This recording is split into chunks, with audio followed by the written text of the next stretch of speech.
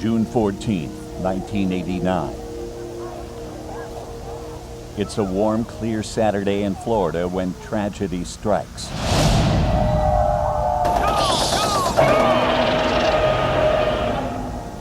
A shelter is flooded by highly radioactive material.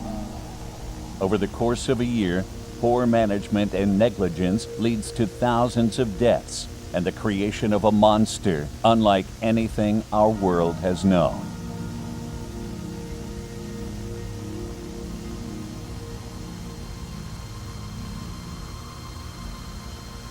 The Florida Everglades, days before the Shelter 54 incident. The genetic engineering company BioMajor has a pipe burst underneath their facility. The contamination reaches parts of the Everglades and causes a mutation in a small mosquito population, causing them to grow to extraordinary size. Dr. Nico Tatopoulos first observed the mosquitoes while monitoring the activity of Subject 17 in Mexico.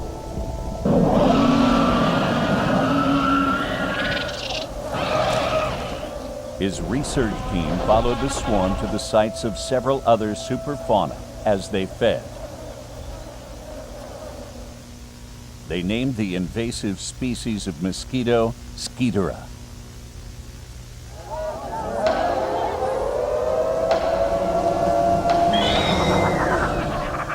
The Skeeterra swarm returned to Florida where it attracted the attention of Subject 16.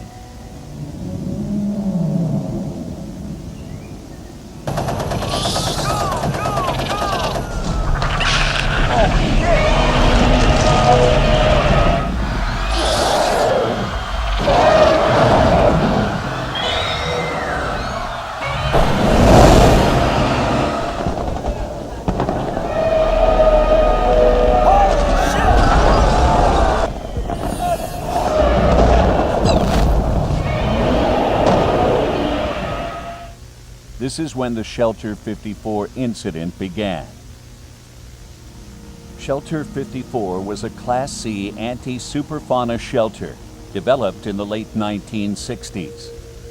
Like most coastal shelters, it featured an underground hydroponic system in case of extended stay.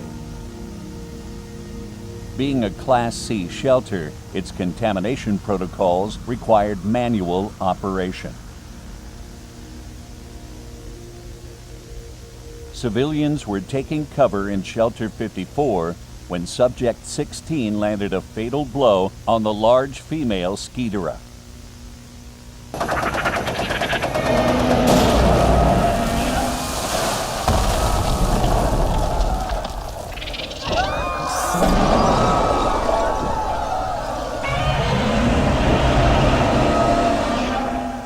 Anthony Harris and Stephen Kessler were the UNGCC operators of Shelter 54 at the time of the incident. Stephen Kessler was speaking to a group in the shelter common room. Anthony Harris was at the main entrance helping the remaining civilians enter. After Skeeterra was crushed, her internal organs and collected blood rushed down into Shelter 54. The entrance was flooded with over 200,000 gallons of radioactive fluid. Stephen ran from the main room to investigate the noise when he was drowned. Stephen never secured the main door.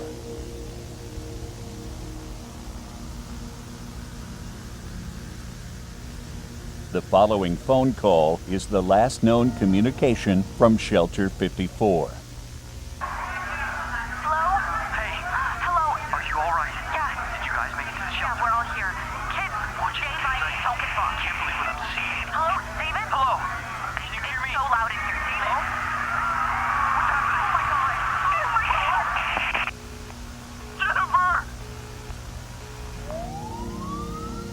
Due to the intense radioactivity, Shelter 54 wasn't properly explored until 5 days later. It was considered a complete loss of life.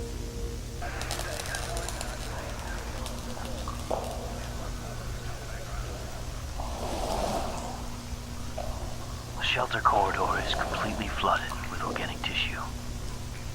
The smell is horrible.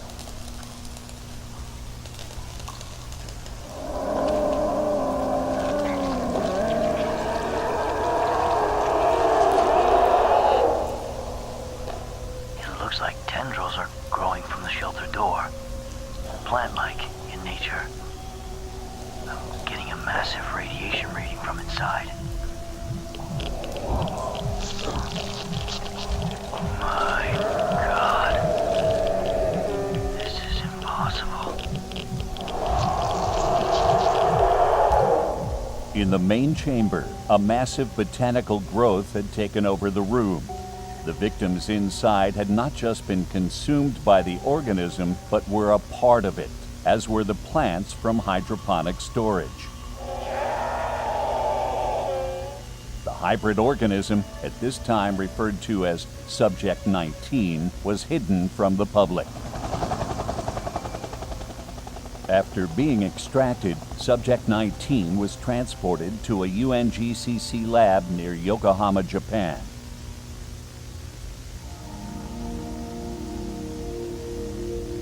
Research on the organism was led by Dr. Akira Shiragami, whose superfood research was slowly helping regrow the world after the smog attacks of the 1970s.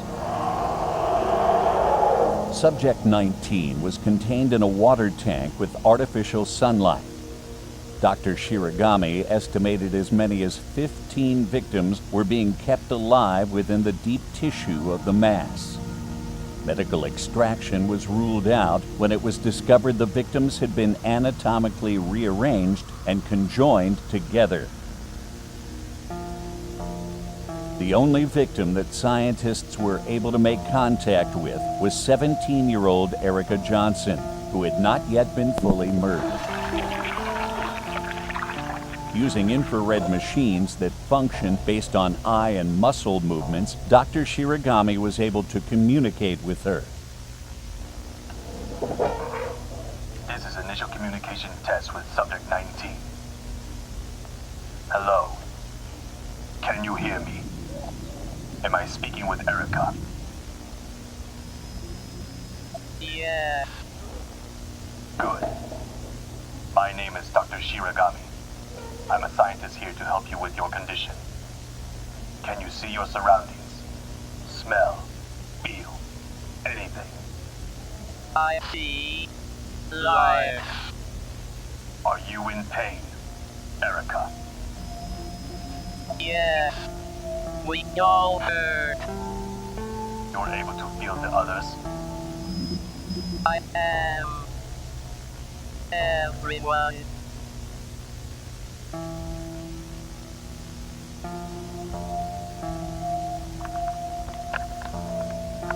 Despite the efforts of myself and my team, I believe the mutation has become unstable.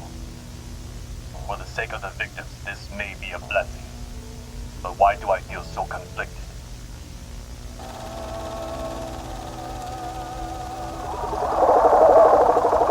I thought the world could never recover after the smog attacks. But now in my possession is the solution. I've spent my career strongly opposing the use of Godzilla DNA, but it may be my only option. On October 22nd, Dr. Shiragami began transfusing the organism with Godzilla cells for their regeneration property, G1.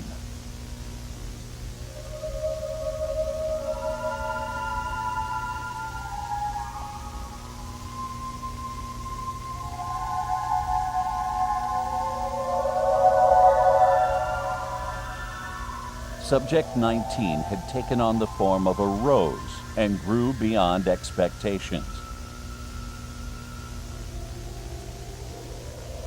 Erica, are you there? Yes. I've noticed you've begun responding less and less. Is something wrong? Something bad inside. Leave. Won't leave. I'm sorry, Erica. Unfortunately, you must remain under observation a little longer. Kill me. Kill me.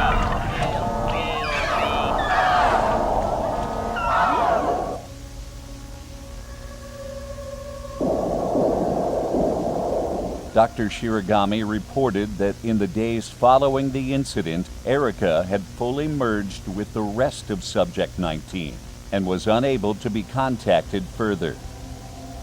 Colleagues noted that after this, Dr. Shiragami withdrew himself from social contact and dismissed his assistants for the holiday break.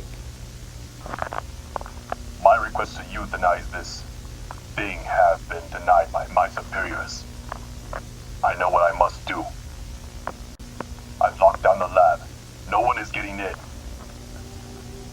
On the night of November 29th, Dr. Shiragami tampered with the container controls to electrocute Subject 19.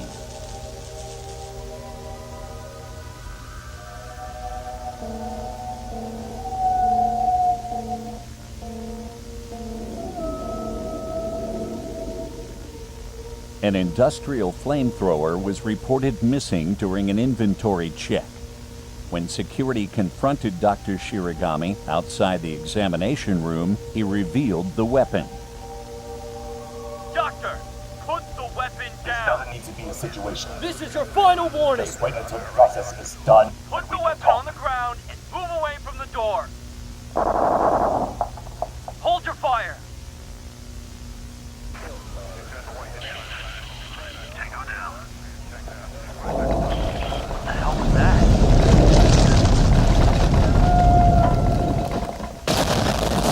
Contamination.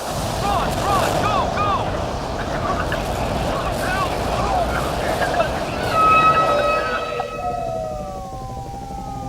Subject 19 had begun growing exponentially and escaped underground, taking the facility with it and killing 112 in the process.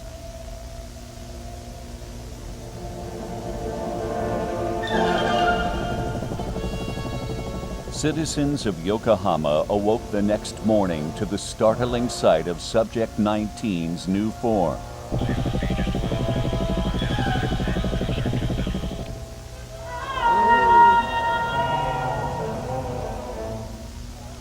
The Japanese government ordered for Subject 19 to be destroyed to stop its roots from expanding further into the city. Scientists that previously had worked on Subject 19 cooperated to create a plan of attack.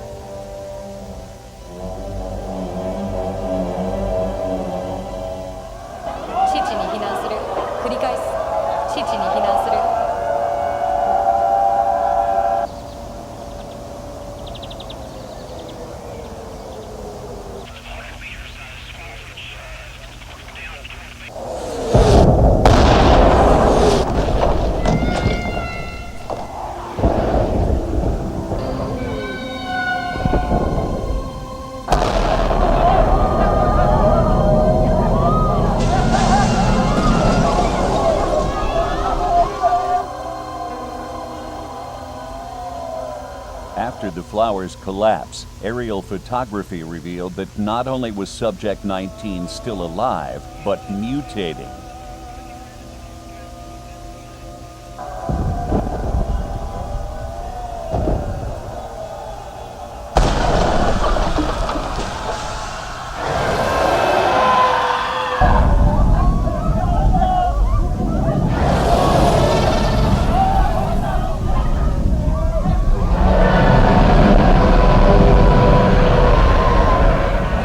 This time, Subject 19 took on a Godzilla-like form as it became mobile. The UNGCC debuted the MBT-92 Maser Cannon, the newest arsenal in fighting super fauna threats.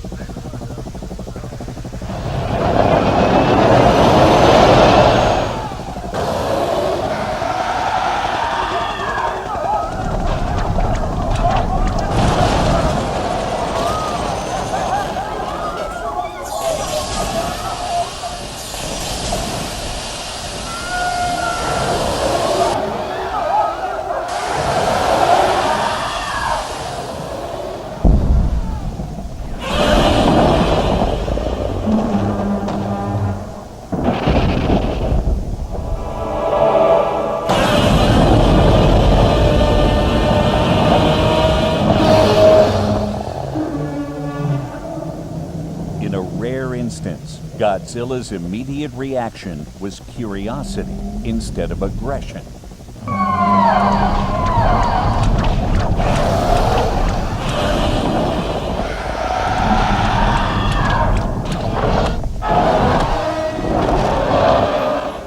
With Godzilla trapped, Subject 19 began absorbing G cells to further mutate itself.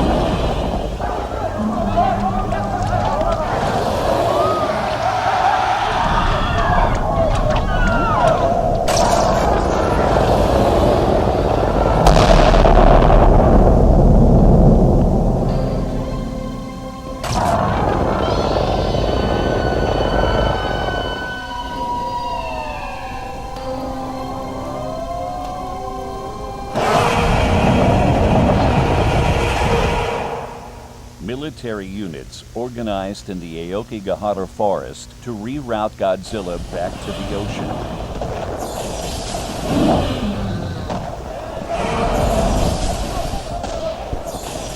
Radar showed a large mass moving in on his location.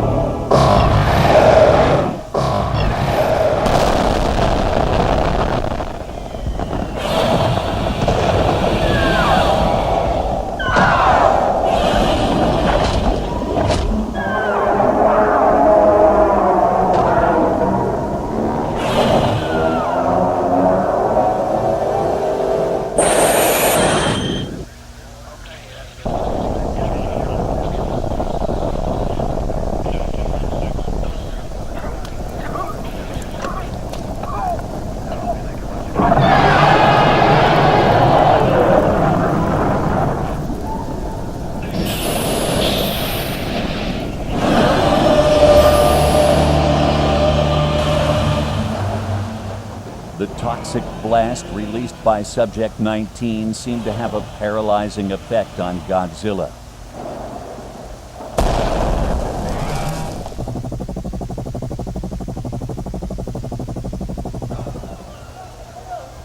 He was unconscious for 4 days before returning to the sea.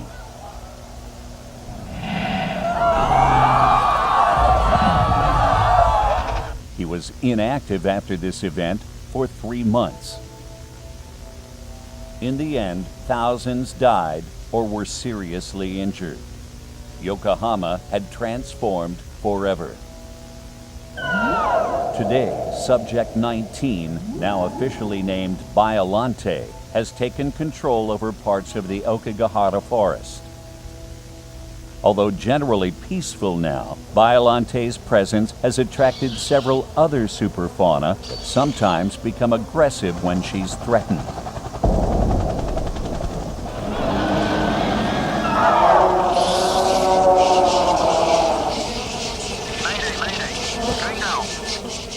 Due to this incident, the use of G-cells has been made illegal in all experimental research. Additionally, most sea-level shelters have been updated appropriately for automatic decontamination protocols. What can we learn from this incident? Simple mistakes can have deadly consequences. Whether you're operating a shelter during a crisis or notice a colleague not doing well, always refer to the safety protocols provided by the UNGCC and speak with a supervisor. The victims of Shelter 54 live on in Biollante, never able to live, never able to die.